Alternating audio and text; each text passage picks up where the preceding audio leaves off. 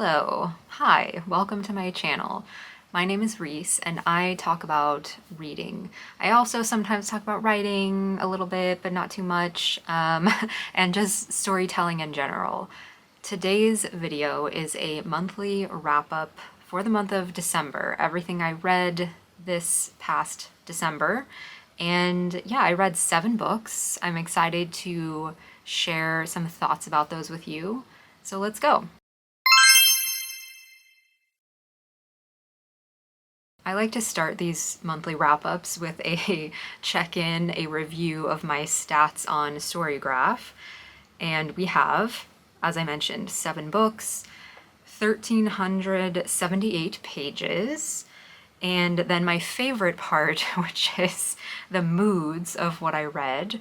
And I think this is funny because usually it's generally all the same and it's all things such as reflective, emotional, mysterious, inspiring, funny, dark, challenging, and adventurous. And reflective and emotional were the top 2. Yeah, I think that pretty much sums up me.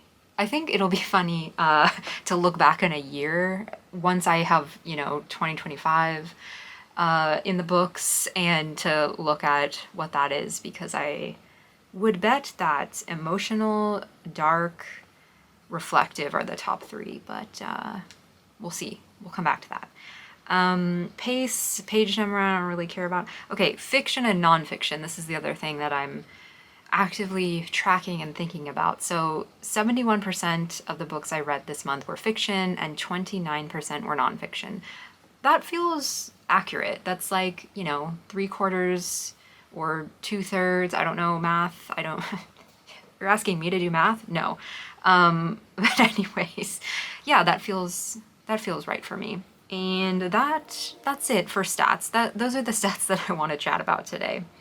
Now let's talk about the books. Let's start with The Factory by Hiroko Oyamada and translated by David Boyd. This is the story of 3 employees of a factory in Japan, and it's a very large factory. It's like many buildings on a huge piece of land, the type of place that has cafeterias, even residences for employees to live on.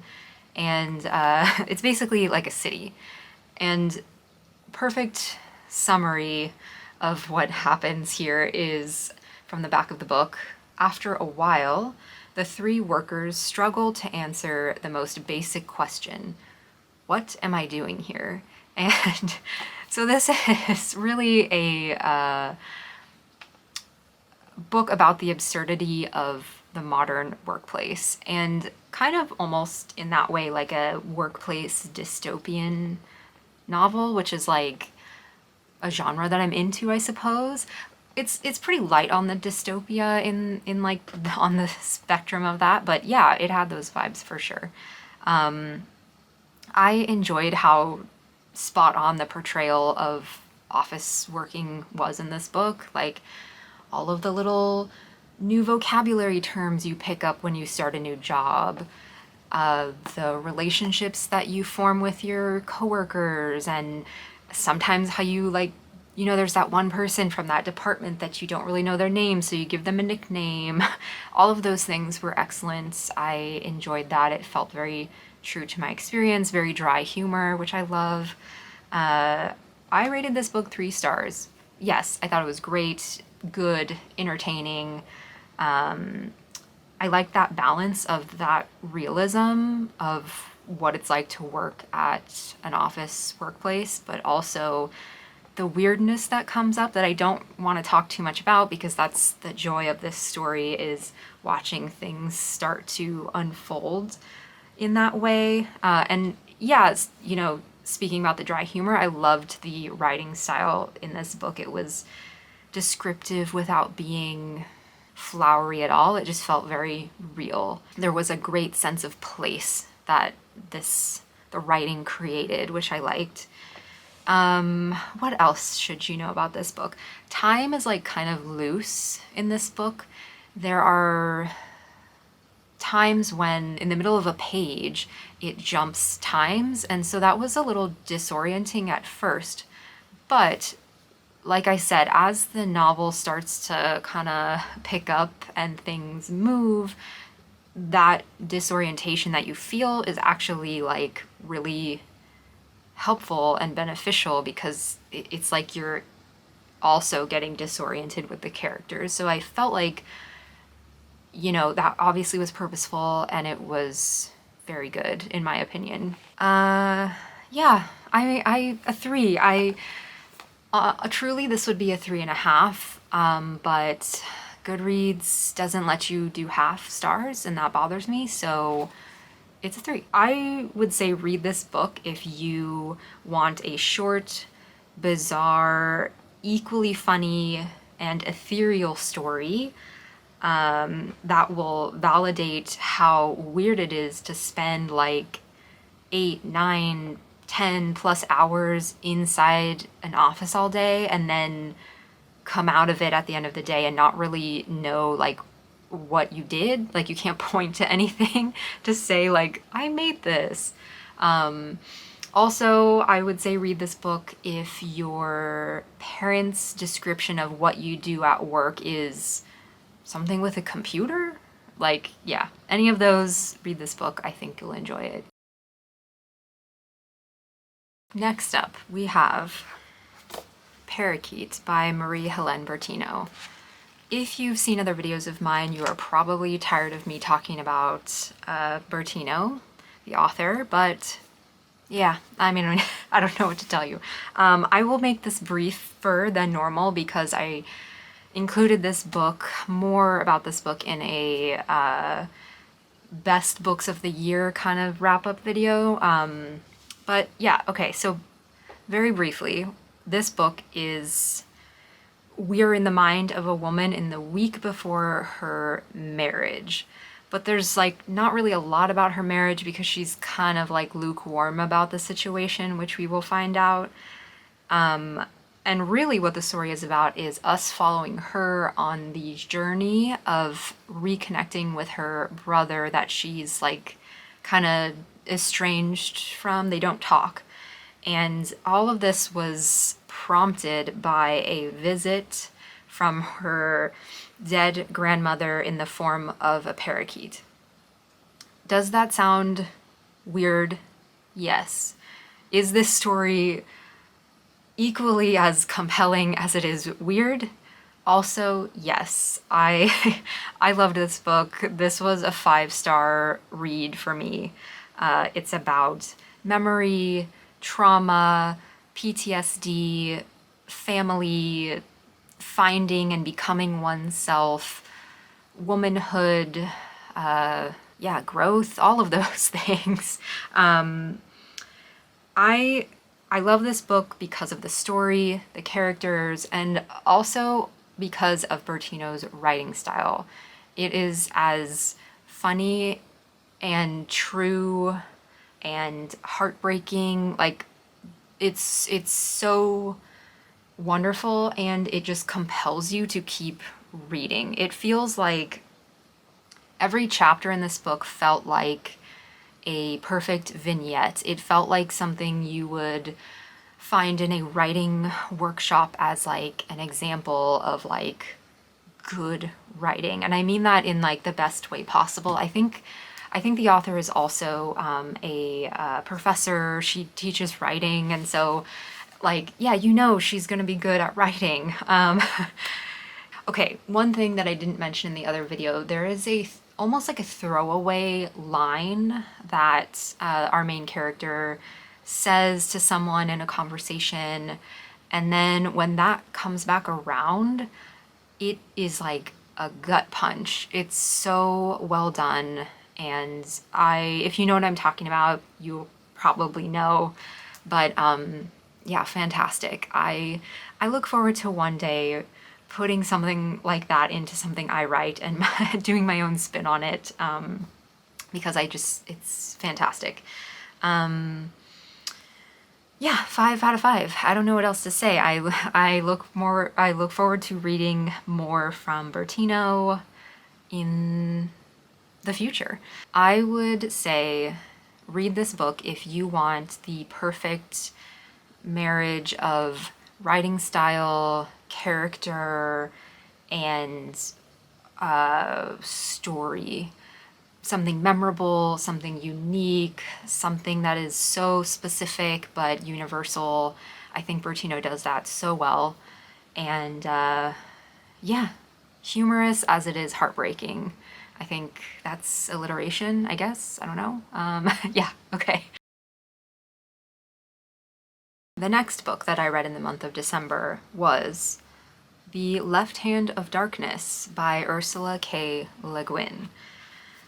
She is an author that I have been waiting to read. I've never read anything from her.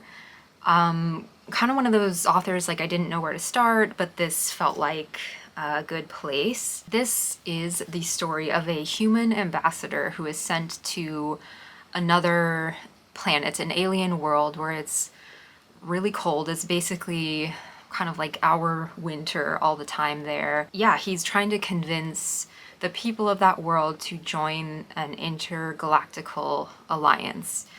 In addition to the planet being very cold, what makes it unique, one of the things that makes it unique is that the people there are gender fluid. Yeah, this book is about politics, gender, sex, duality, power, prejudice, and I guess I would also say like religion, or more specifically spirituality. What do I want to say about this book? My experience was, it felt like it was two halves. The first half was more of a political story, almost like a court intrigue situation of our ambassador and a politician of the alien world that he's visiting.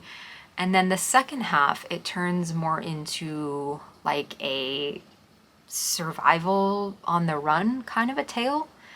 I enjoyed the second half more than the first. As I was looking through the book, I noticed more pages and passages were marked in the second half for me than the first half. I read this right after Parakeet, and yeah, the flip between those two was just a little abrupt for me. And so yeah, the first half, it took me a minute to get into it, but I'm thankful that I stuck through it with it. I think there was like maybe like one evening where I thought like, should I DNF this? But no, like Le Guin is too much of a force of writing, and like this book also, I just knew that, you know, I've heard other people talk about it, and I just was like, no, I should read this book. I need to understand. One other thing that threw me for a second was a sudden shift to a second perspective. I think we were following one character and his perspective for a while, and then we flipped to the politician, and all of a sudden we're in their mind. And at first I was like, whoa, like this was strange where it happened in the book for me, but I did really come to appreciate it in that second half, because all of a sudden now we're seeing the same moment from two perspectives. And yeah, it lent itself to some really beautiful moments, and yeah, that duality I really appreciated. So I guess I'm at a 3-star for this book. After reading this, I definitely want to read more from her. I think where I'll go next is a novella called Paradise is Lost, and it's the story of a group of people on a multi-generational voyage to a new planet, and that is, I'm just drawn to that, like a post-apocalyptic story. Those things I'm just weirdly drawn to. So I'm gonna go there next, and maybe also some of her nonfiction writing. I have a book on writing from her that I've heard is excellent. I'm happy this was my first Le Guin, and I look forward to reading more from her. The next book that I read in the month of December was The Cost of Living by Deborah Levy. She is a writer, playwright, poet, novelist, all the things. And this is a working autobiography. It says that on the cover. It was kind of like a memoir, basically.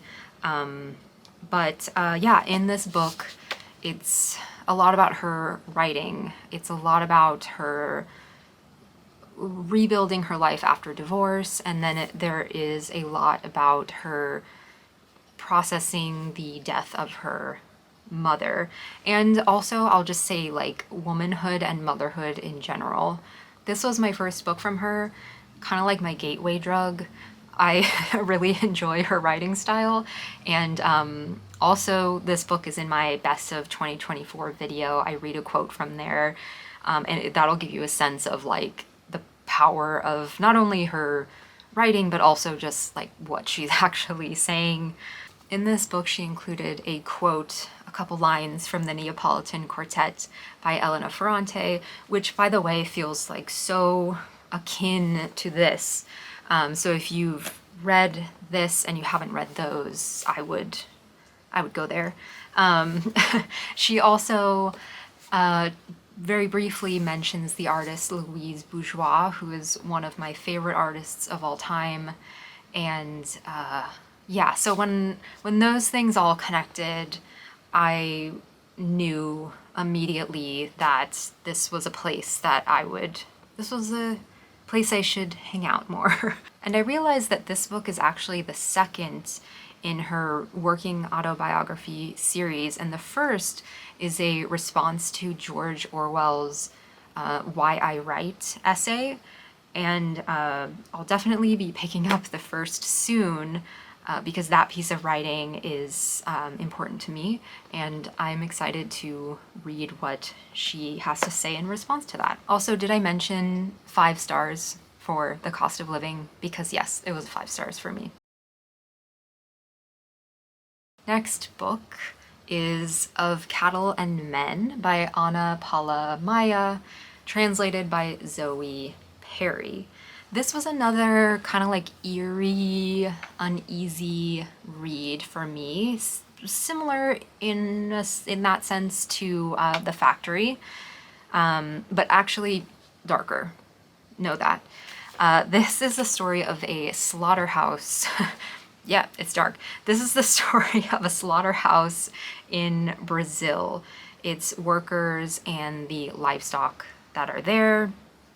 Mostly about the stun operator, who is the worker who actually kills the cattle before they are slaughtered. His name is Edgar. Basically, we watch things sort of start to devolve throughout the course of this novel, and bizarre things start happening. This book is about violence, poverty, animal cruelty, and social inequality. Reading this book made me think about the differences, or lack thereof, between people who consume and the people and animals that make that consumption possible. And I rated this book 3 stars, kind of bordering on 4 stars. There's some powerful prose in here, and characters that feel very realized in the short amount of time that we spend with them. It's kind of a shorter story. Here's a note I wrote at the end of chapter 1. First chapter, yes, that's how you write one. So the writing is great in this, and I would read this book if you want a complex, well-developed main character, but in a short book. I would also read this book if you want a eerie, what is out there kind of story. And also if you want to tug at the little thread of guilt that arises when you realize you don't know the difference between free range, cage free, and pasture raised on your egg carton. 'Cause that's me. That was me. Next was Orbital by Samantha Harvey. This was the 2024 Booker Prize winner. I was very excited to jump into this one. I did a whole reading vlog style dedicated video to my experience reading this one. But to summarize for you in this video, this is a snapshot of one day aboard an International Space Station, following the lives of 6 astronauts as they observe Earth from above. This felt like an excellent documentary or a really great episode of Radiolab, and I'm looking forward to rereading this book in 2025. I think in my first reading, there were things that I thought I knew what was happening, and then I probably missed the deeper meaning. My impression is just not that it felt not deep on the first reading. There's a lot of references to images, like the Michael Collins image of the Earth from the moon, and then there's a painting that's referenced in here. There's a lot about observation in here that I'm like, yeah, observation, I get it, but I really feel like I want to spend more time digging into that. Also, what this did was make me want to read more of her work, because I thought this is a really interesting concept for a novel, and I'm curious to see how her mind works more, to understand more about that. I would say read this book if you are a fan or were a fan of Radiolab. There's just such a beautiful Venn diagram there. Yeah.